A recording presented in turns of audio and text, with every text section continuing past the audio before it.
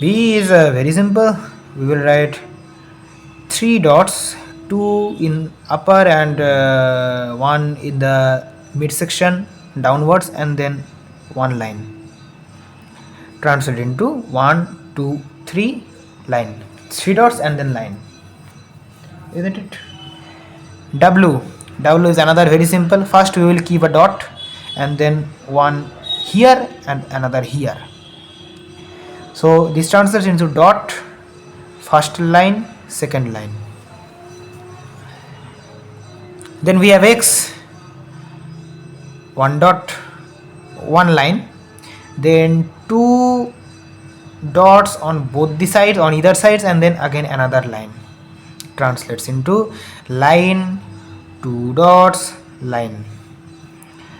Next we have Y. Y is also very simple, I mean extremely simple. One line, dot, and then two more lines.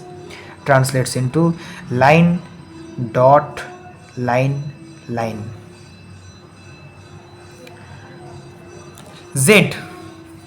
First we will give two lines and then